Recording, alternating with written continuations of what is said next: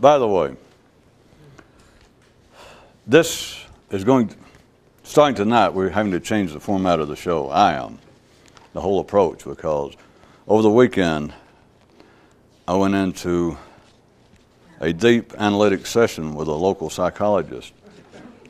And thanks to her splendid help, she was able to drag out of me certain repressed memories that showed that years ago I had been brainwashed by some cult. And it just finally came to my attention. So I'm going to have to, now that I have wised up, I'm going to have to take a completely different course with this.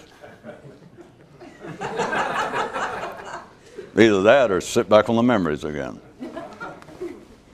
But it's too late since I'd already written the news for the night, so.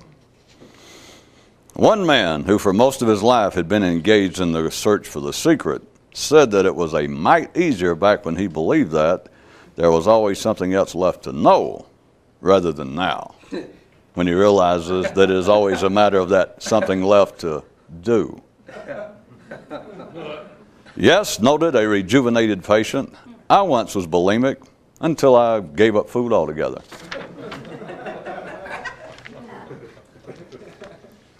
For those of you who are just tuning in, if you care to watch my hands, I don't do magic tricks, but everything that's read off one page, supposedly, according to the writers, I just read it, supposedly is in some way connected,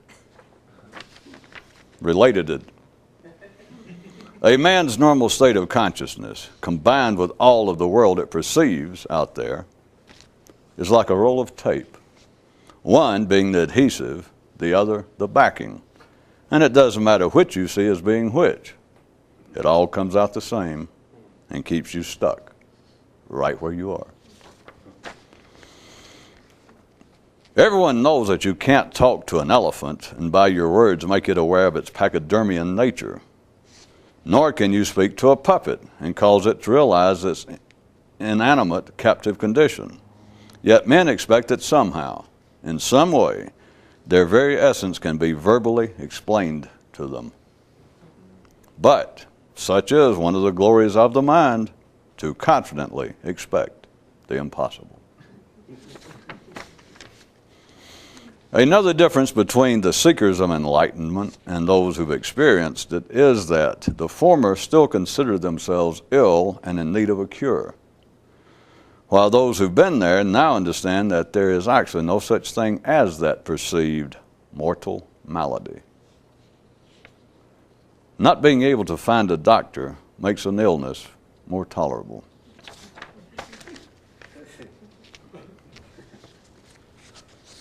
Same page again, that kind of thing.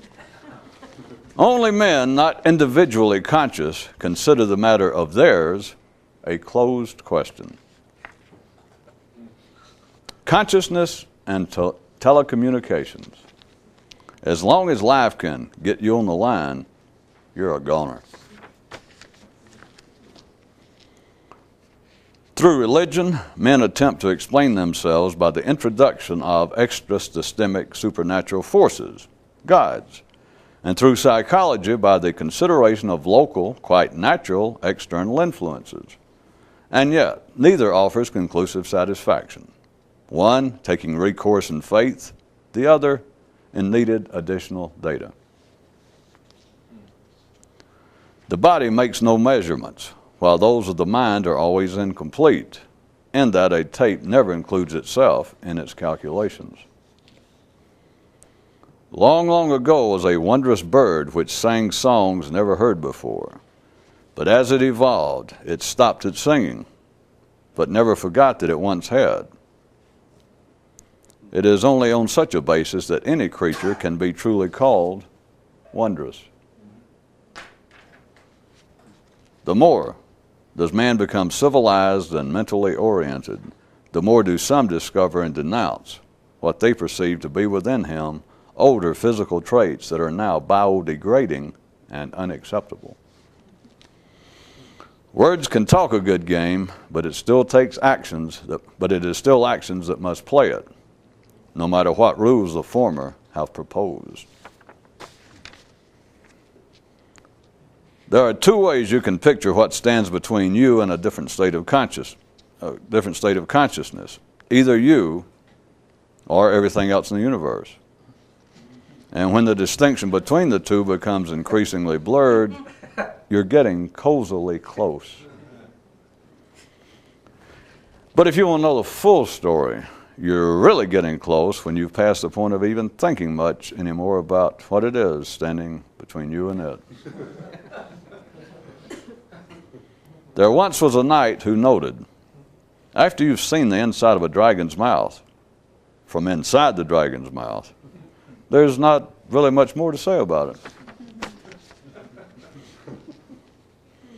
If you don't know the real truth about life, then everything else that you do know is flawed, not to mention a bit foolish.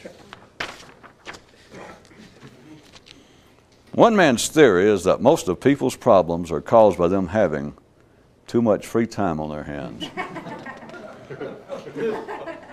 And from the body's view, this is at least partially true. After a lifetime spent reading all of the mystical literature available, and after conferring with all of the living experts, one man finally realized that all that is pertinent regarding the desire for mental transcendency can be fully covered in 2 words. 2 words. And after realizing this, was not quite sure for a while whether or not he was pleased that he had made the discovery. Of course, one of the neater attributes of making a discovery is that you cannot later undiscover it. Well, not without making some most ordinary efforts. That is, not without totally lapsing back into making no extraordinary efforts at all. But even then, I will confess, some irreversible damage may have been done. Like with a man drowning who, instead of gradually sinking and giving in to the apparently inevitable, keeps having memories of his past acts of swimming. And of course, calling this damaging, in the case of those who know how to make use of it, is anything but. It becomes the kerosene-soaked cob stuck in one of your more sensitive orifices. If you're lucky.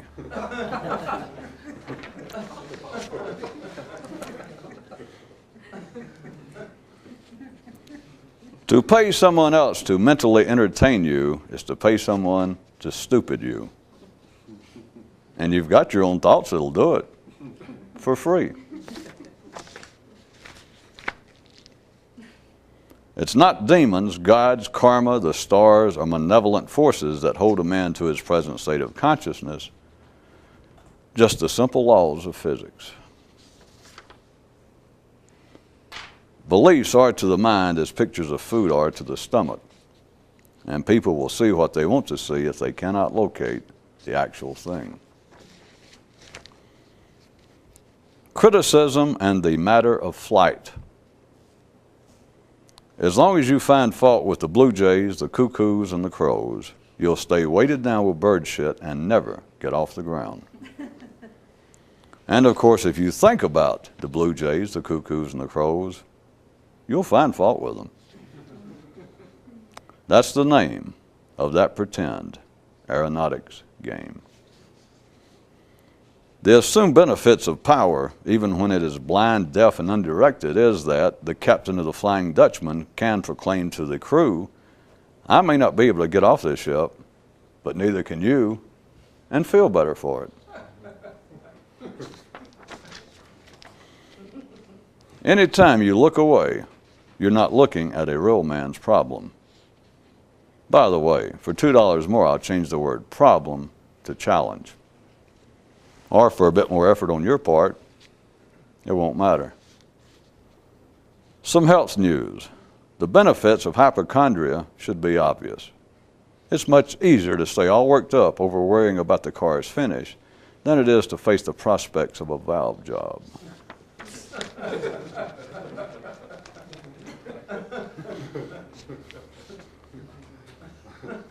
By the way, for any who find the thought of being able to express the complete truth about life in 2 words, if you find it a bit too much, here's an alternative.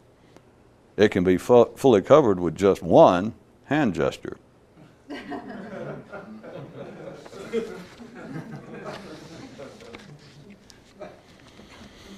Men favor the ideas and gods and gurus in that they represent someone else making the effort to awaken for them. Few ever realize that no one else can die for your sins of routine consciousness. It's your personal awareness involved, and nothing that anyone else might do can change that. Only you can. But there's sure no doubt that it is so difficult and unlikely as to make attractive the notion that someone else might somehow be able to do it for you. And in addition to gods and gurus, why do you think all forms of popular entertainment are popular? One guy attempted to adopt this approach. Okay, if I've just got to talk, I am not going to talk about anything that happened more than 10 seconds ago. One man says that it finally hit him that about the only difference between, say, a dog's consciousness and that of a man is that while stumbling around and bumping into things, man can think about stuff.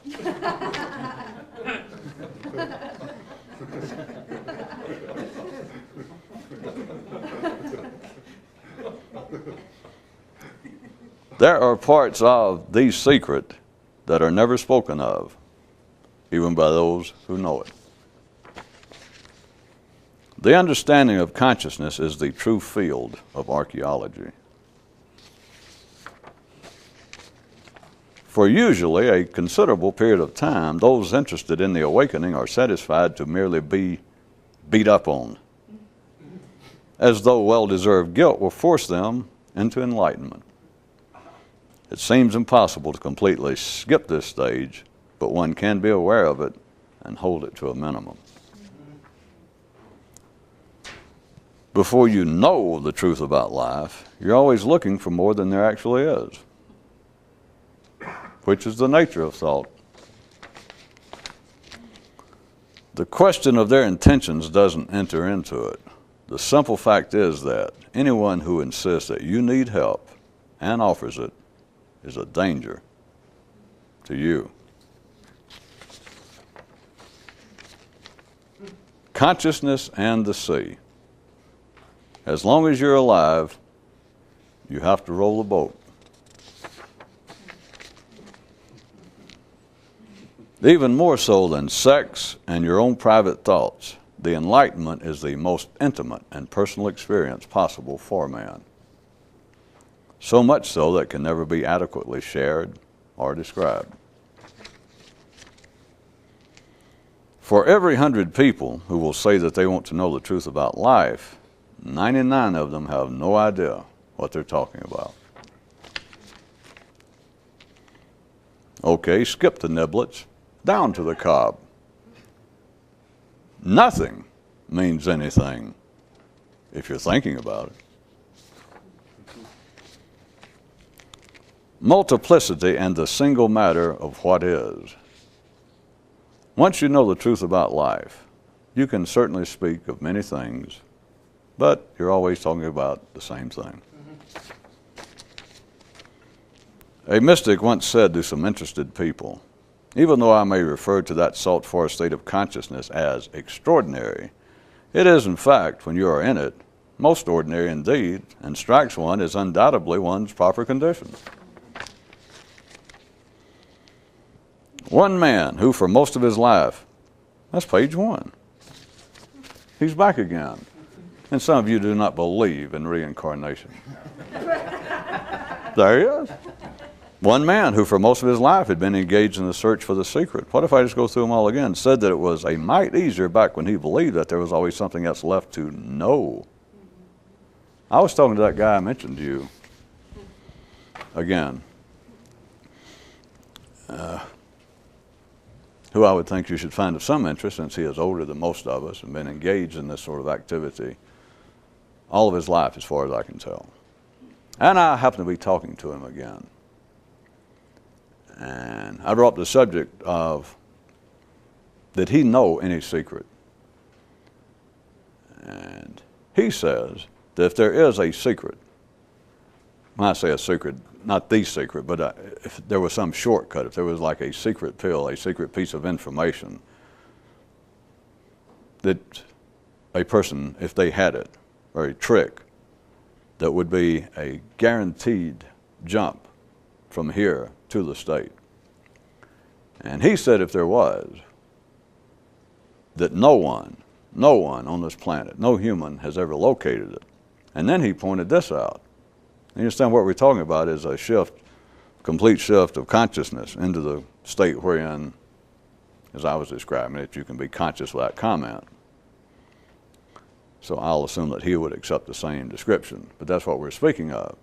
But he said that contrary to what ordinary people perceive, what many people now consider their activity of pursuing or following some previously laid down discipline, he said that no one has ever discovered such.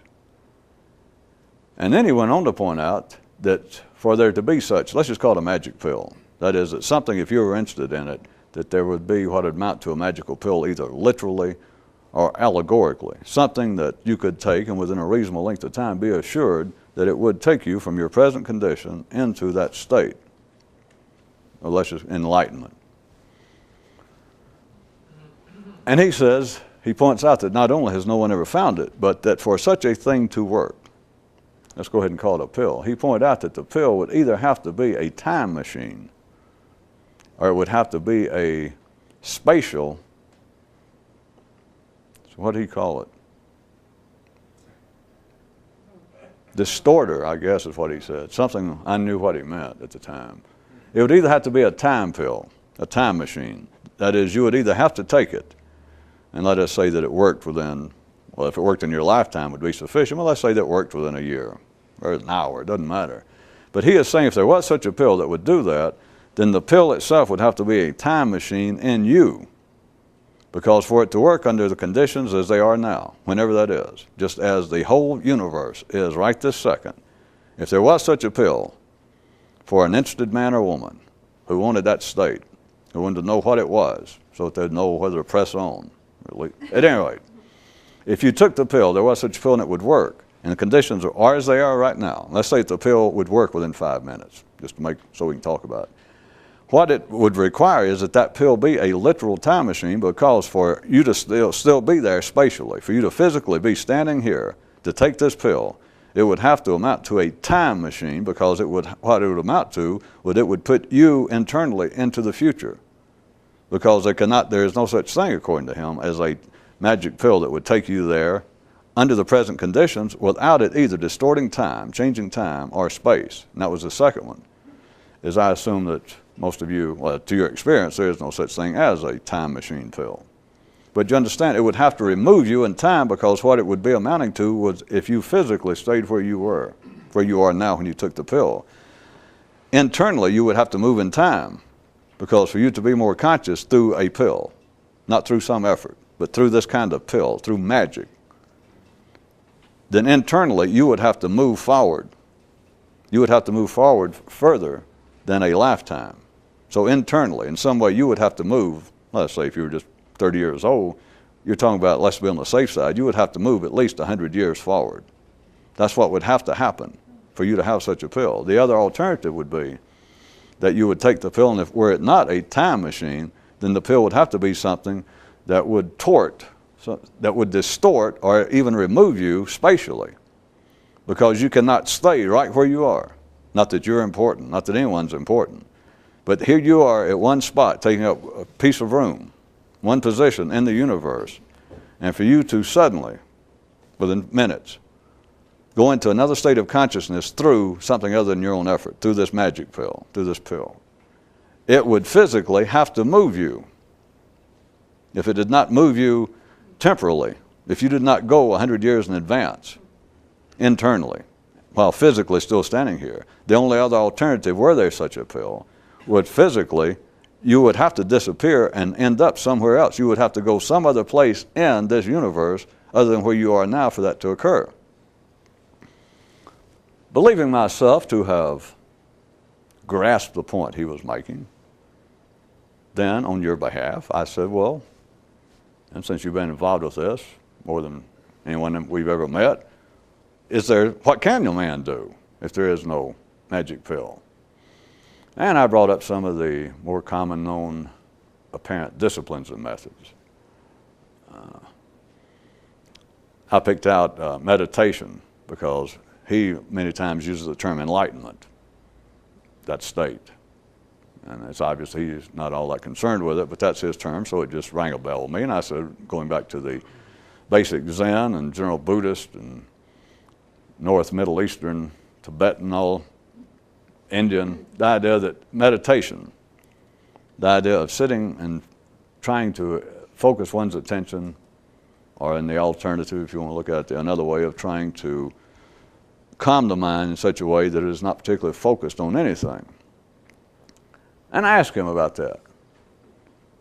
And he pointed this out, that is a completely different animal than the state of enlightenment itself. Because any attempt at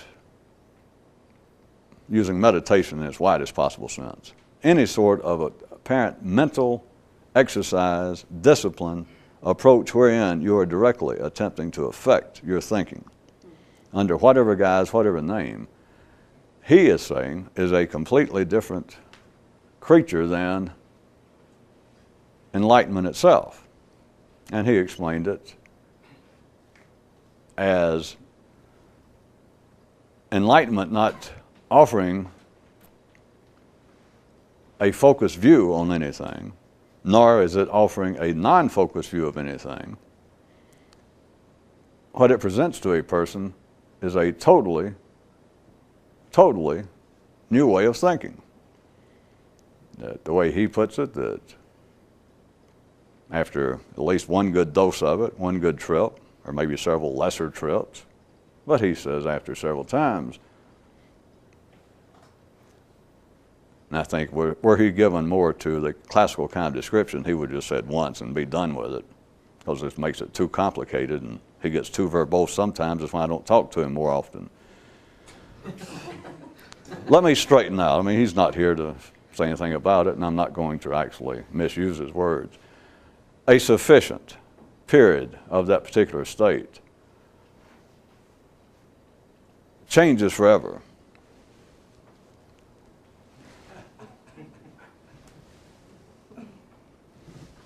Your way of thinking. All of the disciplines, all of the efforts are aimed at something specific, something that must be described, that you would tell a man if the school of, if its teaching was that you sit silently, motionlessly, and you attempt to focus on, and they give a description of a picture, a word, an idea. And they say that the point of trying to reach, and they may even be using such terms as enlightenment, that is, yes, what we're here. And our approach to it is that you sit motionless, you sit still, you sit quietly, and you attempt to focus all of your attention on this one thing we're going to tell you, an idea, a word, sound. And that when you reach the point that you can so focus all of your consciousness, sitting there by yourself, only you know it, but that you can, for some length of time, when you can successfully do this, that you can sit there and focus your attention on one thing and one thing only, that you can cut everything else, all the noise, everything stops, except your concentration on this one thing. That is the goal, is what they say. And this guy I know says that that's not it. Nor would it be the other side of that method, which is just a variation of the same one, is to say that the attempt is to sit and quiet the mind totally, that you're not trying to focus on anything, that what you're trying to do, and the most common or easiest example and picture is to, again, describe that the mind is always making noise, like waves on a lake, and what you're attempting to do is to sit and not look at any of the waves, not focus on anything. It's just sit and sit and sit, and that sooner or later, if the gods and Buddhists smile upon you, the day comes that the whole point being is suddenly you're not focused on anything and it all just stops. And there you are conscious with no chatter, no thought is what it amounts to. Not focused on anything, totally unfocused and yet conscious. He says that that is not it. That it is not the same thing as the experience itself, because both of them start out from the position that there is a describable point to this, having to do with thought, to either be able to focus your thought on one thing to such a degree that you can concentrate, that you can hold your attention, that you are so single-minded in your intention and your strength and your ability, your concentration, that you can sit there and hold only one thought and stop everything else. Stop all the background noise. Stop your attention from going from focusing on this one thing and saying the word or the picture, and it does that, and then you go, boom, and you're off of it, and you're back again, you're off of it, you're back again. That's the nature of such sitting for many, many years. Some people their whole lifetime, and it never gets much beyond, yeah, I'm back, I'm back, I'm back. But see, it describes that there is a point of success, and they can describe it, that you want to be able to hold your thoughts, focus your attention to such a degree that you can hold it on one thing and one thing only. That you can just pick it out and think, well, I'm going to think about this one thing. And I can do it as long as I want to. I can just think of that and stop everything else. The other version being that I can.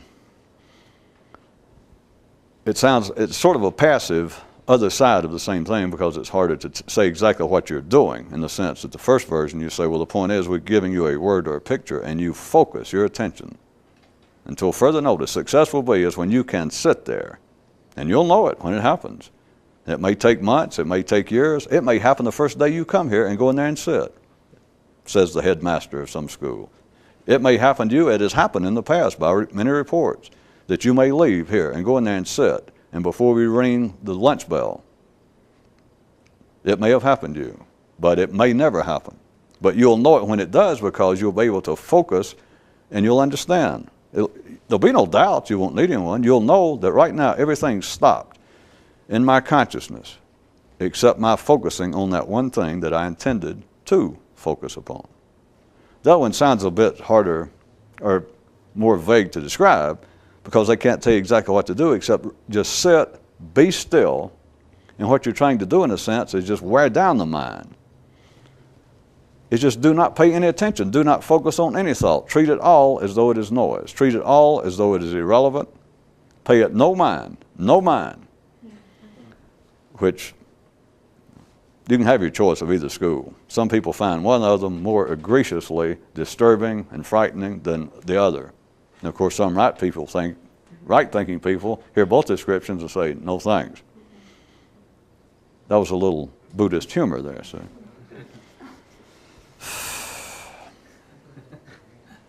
In that case, it wasn't. I refuse to be made a metaphysical fool of. It wasn't humor, I just said that.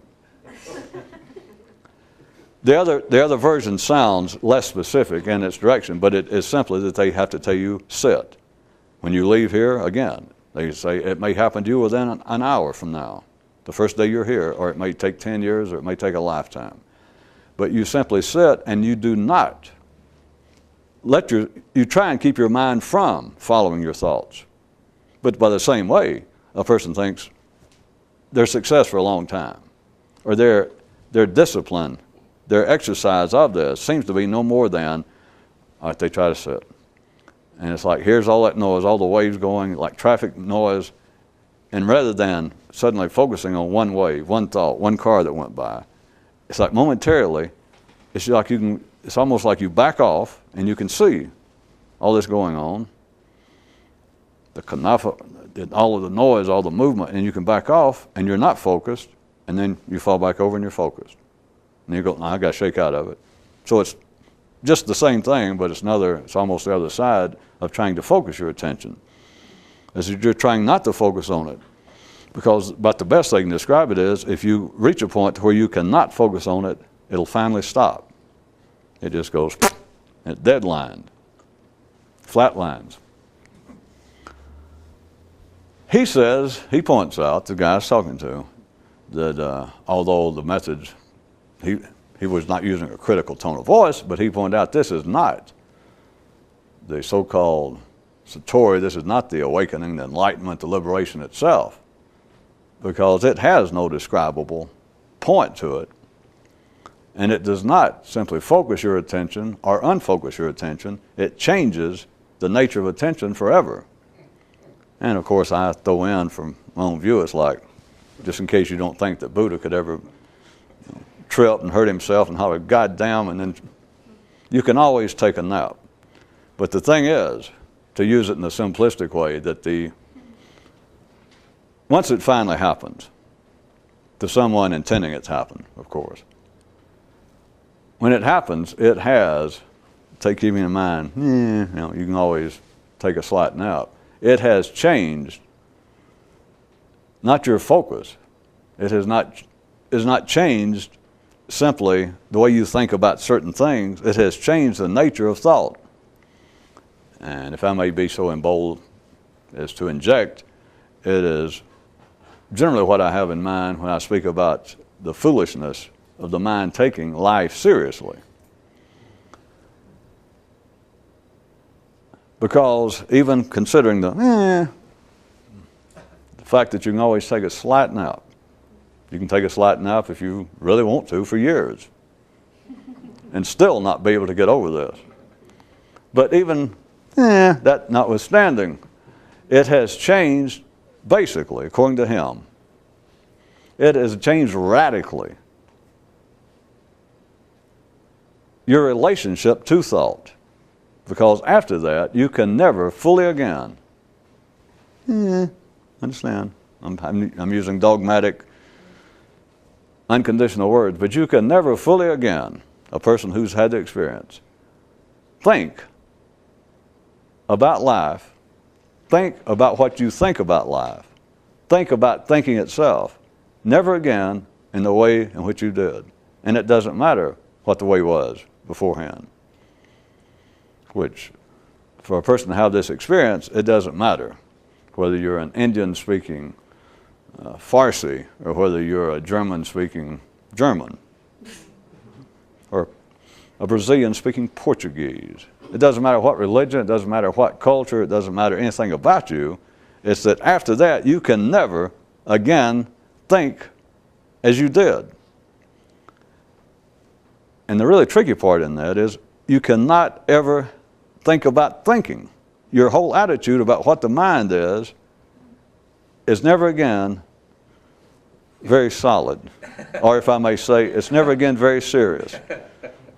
It in fact seems to be one of the small-time smoke alarms in people who have had the experience, is to find yourself, even though you may not be able to even remember to wear your hair shirt or to poke yourself in the eye every morning, is just to find yourself after having the experience, after knowing better, after actually seeing life, is to later find yourself, and I say yourself, let's be more specific, your thinking has suddenly gone back into this role in its combination to life, that you and your perception of life are now back to a role of 3M cellophane tape, and you suddenly catch yourself.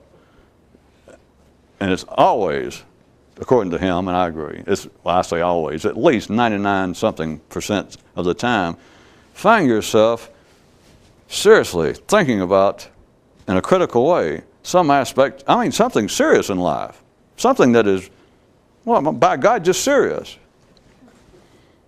And you suddenly realize, I don't need spikes in my hands. I don't need a thorn of crowns. I don't need Buddha behind me. I got me. This is what he was attempting to say, I believe, that you can never again think the same way, and you can never again think about thinking. You simply cannot accept thinking as you did. Again, I got to point out the truth. You still got to go, because hell, man, you get all wound up, which I was sort of laying the groundwork for this some time back, a few nights back, pointing out the thing that they let slip in the Bible and how do you explain it, that life lets certain dynamics go on that are inexplicable based upon the context in which they exist, is how did this whole thing of a divinely inspired religion with a semi-divine figure, Jesus, end up dying and at the last minute go, why the hell did this happen to me?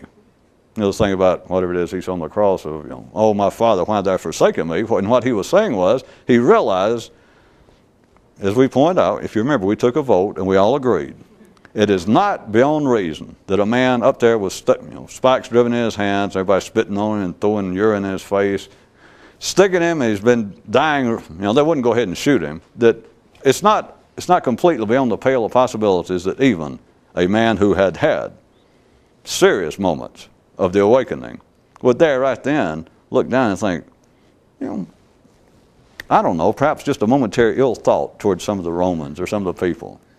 And then realize, damn, after all I've been through, and here in my final minutes, I still took a nap. He wasn't talking to God, he was talking to himself. He was talking to his own thoughts. How could I do this? Or, if that sounds too harsh, he realized, well, here you go again. So, you understand, let's assume that, and that's just the best example, it's most readily available, but I could make up others about Buddha or Muhammad or anybody else. But at any rate, take that as being what I was talking about, that even there, let's assume a man who had mucho, a man who had quite sufficient experience with the Satori, with the enlightenment, that knew damn well what life was about. And yet there it was we all agreed under, fairly harsh conditions. Not your standard everyday run of events that would happen to most of us. And so there he is, and even, let's assume, one of the most enlightened people on the planet at the time, took a short nap. Like he looks down, here's that woman, coming back with her chamber pot again, full of piss, and he thinks, not her again. And then realizes, uh-oh. A little piss in the face, and I'm getting pissed off again. And he wishes at least one hand was free, so he, to himself could go. But all he could do was say, oh, damn, here I am again. That represents one version. That represents what this fella, and I'm conveying that he said, is that you can never, again, fully think about life or think about thinking in the same way, even while taking a nap. Even while there he was dying, and he suddenly realized, here I did it again. But you notice, he could not take it seriously. You never can again. You can take a slight nap, whatever it took, minutes, hours, it doesn't matter. But the thing is, you are never completely underwater again. You cannot passively go meet Davy Jones. Now you can just kind of gradually keep getting lower and lower. And I don't know any rules and any guarantee I can give to this. I'll go back and quote him. He just says, and there's other records. Phew, boy, I got out of that. All records seem to indicate, all recordings, and this guy, who I take for knowing what he's talking about, or I would not be referring to him, that you cannot completely ever go back to thinking about existence, about you, about life as you did, nor can you ever again accept thought as you have now. You can never again. You can get caught up and be thinking about something, it seems, and I've picked out Jesus because most people consider pain, impending death, as serious business. But it doesn't have to be that far. But as people saying it's been cheated, or people, what's really good is world events, something the president, the prime minister said, the head of the Reserve Bank, and you hear it or you read it, and suddenly your mind is just going crazy about, what are they going to do to my taxes? What's this going to do to my, are they ever going to do anything about the prime interest rate, whatever it is, and you find yourself being seriously involved with your thinking, what you're thinking about what's going on, except, according to him and all other reports, from after you have once had the real experience, after that, the best you can hope for, if you want to put it that way, is slight, momentary lapses. And even then, it's not fully grounded. It's always shaky. I'm trying to be encouraging. All right, go back to Jesus. There he was dying, and he did get mad, and let's assume that, under his breath, or at least to himself, he cursed this old woman, walking back up with another chamber pot full. And he said, God damn. And he realized it. Usually, I would suggest, I would think, that someone who had had the experience, it's almost enough just to get mad at somebody, to at least bring you out of it momentarily. Because you can no longer even fully be mad. You can no longer fully be critical. It's not that you can't fall into it, but you pull the foundations out. There's a part of you now, not an imaginary part, it is more real than any other part of your psyche than you've ever touched. That from then on out, even if you in some way really got caught up, it's still always partially a sham. Because even if you're passionate enough to curse somebody or get mad and go, it's not going anywhere. Either then, 2 minutes later, an hour later, if you've once seen what life's about, sometime shortly, it's going to strike you if you're going, it's like, well, damn, I got to get another hobby. It's like now you show up to some kind of convention that you used to find, the hobbyist convention of stamp collectors or something. And now every time you go back there and everybody's oohing and awing over stamps and you do your best, you join in, oh, is that new one? And you realize, who am I fooling? I don't have any interest in stamps. But there you find yourself drawn there. Oh, what is that? And somebody starts to tell you, and now you're all excited. And you realize, what the hell am I doing here? I don't give one small goddamn for stamp collecting. Same way, how dare people treat me like this? Or what are these people, the world is obviously, I used to think things might work out. But God Almighty, if we have people this stupid running our country, spending our money, and suddenly you think, I got no interest in stamp collecting. And it's not on the basis of some verbal rationalization, of course. It's just that you, as Jesus, using that story, you just simply pop back into your senses that you've got no real foundation for this. It's just as though that your regular thinking process is like everyone else, and the world of events, which is flowing through you, same energy, it is like adhesive tape. And you're just stuck back on it momentarily. Oh, how much are those stamps? $100! And then you realize, what am I complaining about? I'm not going to buy them. That's that kind of thing brings you back. $100 for that? And you suddenly realize, why am I complaining? They could say $1,000. I got no interest. I'm not going to buy a stamp. If they gave it to me, I'd throw it away. I'd forget to take it home. Same thing about, God, how can life do this? How can people be that way? And you realize, what am I doing? I don't care how they are. I'll be back in a minute, folks. I got to go get some money to buy those stamps. So I asked the guy. I said, well, is there anything, what would you say is the sorts of things that a person could do that if attempting to actually pursue the two primary methods that have always been used, and all its lesser tributaries that go into all sorts of chanting and prayers and ended up in religion, but that covers the main two, because it's always, the whole field is right here. And so, that is the two main descriptions. You can come up with others. You could even try to make up your own version, but it's going to fall in one of those two classes of either trying to hold your thinking on one thought, or else to take your hands completely off thinking and let them run wild until the sons of bitch wear themselves out and drop. It's the same thing, but you can take either approach, or you can believe that you make up your own version, but if you do, then just think about it, and it's still one of those two. So that being the case, and him having already gone through all I've been relating to you for the last 30 minutes, I then said, well, what would you, if somebody was talking to you and you weren't going to pursue one of those specific methods, what could a person do? A person just still in ordinary life.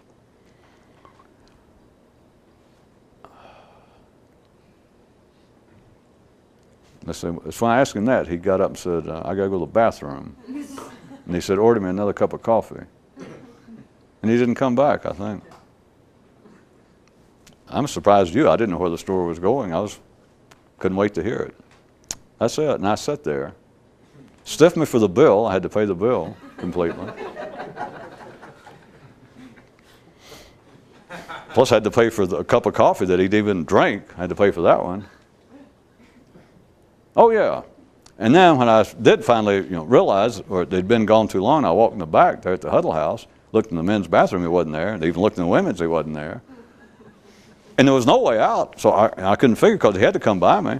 Now I walked outside, and my car was gone.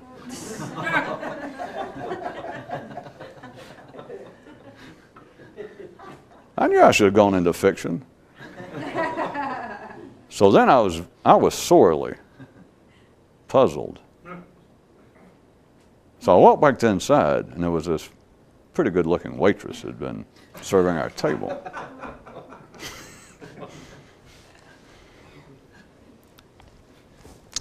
I started to quote before I did that, give you a general idea, and I decided it was almost insulting. And then I thought, well, nothing's insulting if it's helpful. It's back to where I asked him, well, if somebody was asking you, what can you do in life? What would you suggest? If there's nothing you can actually do, if there's not a pill that you can take that without any doubt that a good serious person will pay good money for the pill and place their hand over their heart to do something, if there's no pill that you can take that in your lifetime in this universe will put you in that state. There is no automatic, there is no mechanical, there is no proven, there is no externally driven way that you can achieve that state.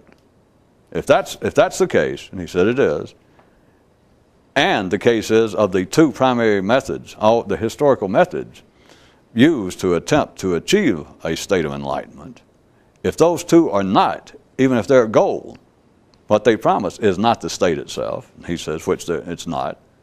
I said, well, what would you say if someone was just sitting here and heard us talking, and they said, well, what can a person do?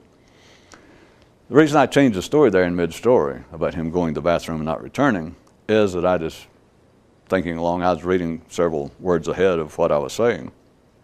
I don't mean to cheat, but sometimes I read a few words ahead, just so, in case I won't make any changes or there's a typo.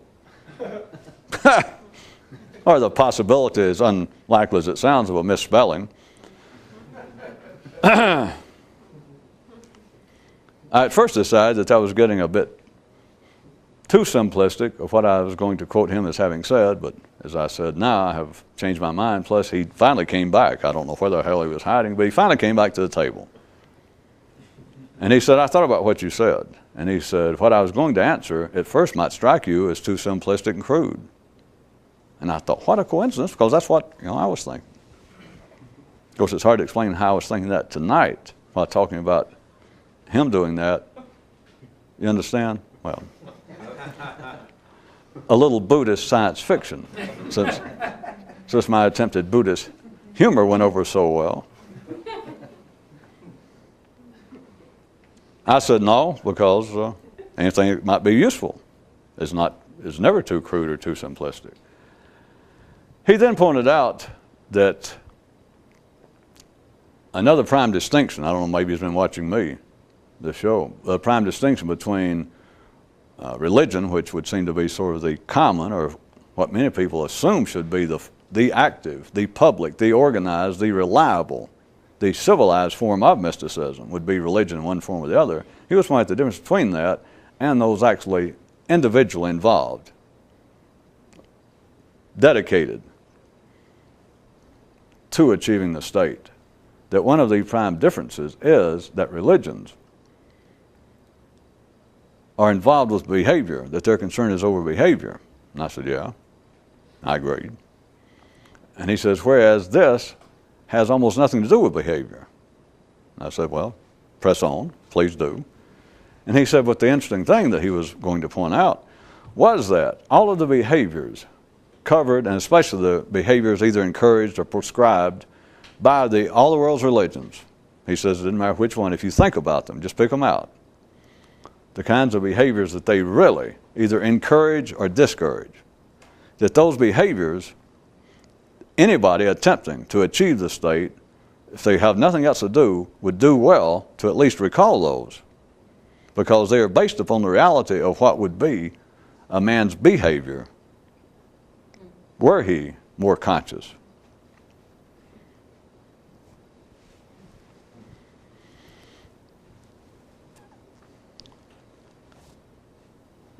He then concluded which is really coincidentally, he concluded about the same time that we are.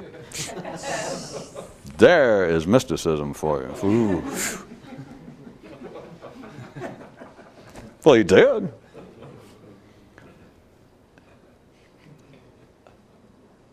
He then concluded, right after those remarks, which I assume everyone was getting, that the kinds of things about judge not, for instance, good Christian, Judaic, Buddhist idea of do not judge your fellow man, it's not your business, it's up to God and all that stuff.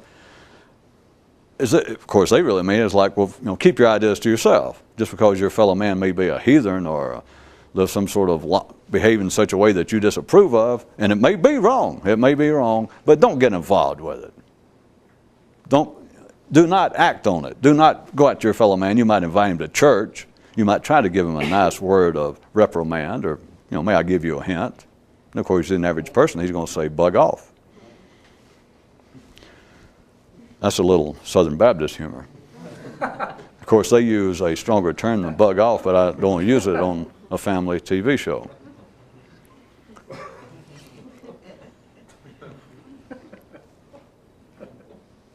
He was saying that a person actually involved with the search for their experience would do well, if they can't think of anything else to do, is to at least consider, to remember all of the prescriptions and exhortations of all religions about how you should behave, and then forget the behavior part and consider from what possible discovery within the experience of Satori, of the enlightenment, of seeing what life's about, from what knowledge might that arise, what knowledge might be the source of this coming out into the public marketplace on the basis of behavior, which it always does. That's all religion amounts to. That's all civilization, and all of its prohibitions, and all of its exhortations about how a good citizen should act. It's all the same thing. It turns into behavior. They'll admit, well, we can't legislate. We can't legislate morality, but we can, by God, make something against the law, and we can say that us as a group, we will not tolerate a person beating up on a child, or one person attacking another one physically. You may hate the person. We can't stop that. You may hate people of other nationalities or religions. We can't stop that, but we can stop you behaving on it. That's all civilization and religion is up to. But he suggested, consider the behavior that is prescribed or encouraged, and from what possible understanding, not normally thought about with people, from what understanding from a more enlightened state might those kinds of encouragements and prohibitions arose. He then concluded, I'm going to try to put it, I'll try to quote him, or I know what he meant, I'm guessing, one way or the other. He said, on top of all that, since religion ends up making people feel beat upon, feel guilty, because what religion demands, what civilization demands, what being alive and intelligent demands can never be satisfied.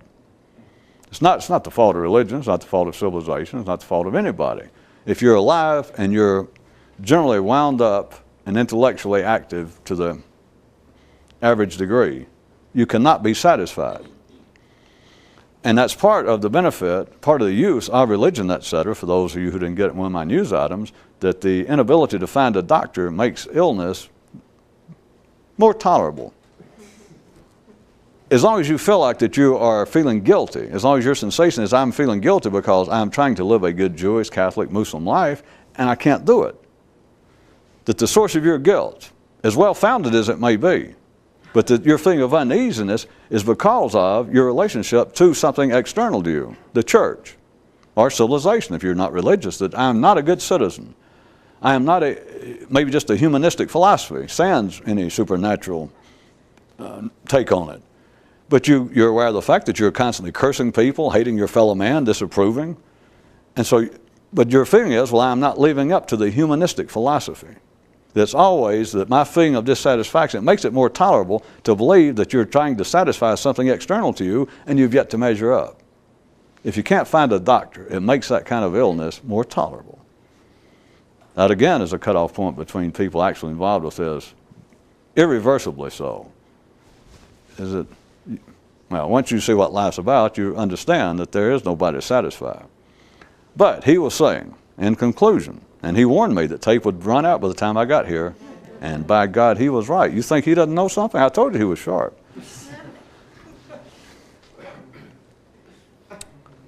He said that there should be a way in which each person could find that you're not worried about behavior and you're not judging it by anyone's external system. He was now speaking at trying to do this at the optimum level. Is that you have got to find your own way, he was suggesting, each person, for you to constantly, remember as I was describing like in the meditation attempt, to focus on one thing and you realize you forgot to focus. So you're trying to remember the word rose and you keep falling off of it and you go back. Or the feeling, the other version, you're trying not to focus on anything and it's just there and suddenly one thought grabbed you like adhesive tape, like you got your lips caught in the tailpipe of a passing 59 Buick. And you go, oh no, I can't do that. It's always a matter that you're falling off course of what you're attempting to do and then back to it and then off of it and back to it. He says that each person, that if you're not involved with some apparent, some discipline, some named school, some involvement like sitting, that you're just living life and attempting to do this, you have got to find your own way, and it can be very unmystical, very crude. But you've got to find some way that you constantly realize. Just call it, well, I'm trying to be enlightened. Just think that. And to constantly realize, well, I just forgot it. Just to remember the fact, but it's not to beat up on yourself. It's not to believe that by constantly beating up on myself that this is helping. What is helping is to constantly try and remember that I have no control. And that I claim that the most important thing, I claim that if somebody could give me a magic pill, that I would give them everything I own right now. That if there was such a pill that would put me in that state, I would give everything I've got. Okay, I'll assume that. I can understand that. He says he could at one time. But that will not do any good, even if you're that committed, if you do not try and constantly remember that you forget your commitment, that you forget the interest. Not for the sake of feeling guilty, but for the sake of learning something else. Which is, if I may suggest, if Satori, if enlightenment, let's say is a big tree out in the bayous of Louisiana, then the attempt to remember that you want to get there is like the swamp all around it. I can't tell you how close, I can't tell you how far it goes as far as you can go. You might be as far away from it as you can get, you might be close. And it doesn't matter for you to say, well, I'm on the right side, the left side, should I go north or south? It doesn't matter. But to try and to continue to remember and be aware of the fact that you damn near can't remember. That you're not even trying to do something specific like I'm trying to focus on the one word, bayou, bayou. Or I'm trying to picture the calm, serene swamps of southern Louisiana without a ripple. It doesn't have to be that exotic. It's just, I'm trying to wake up.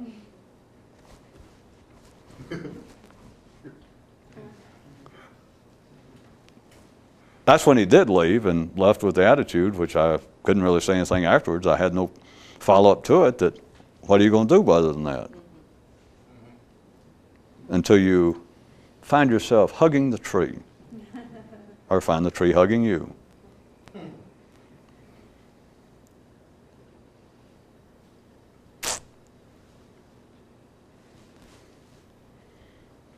Well, the memories are getting repressed again.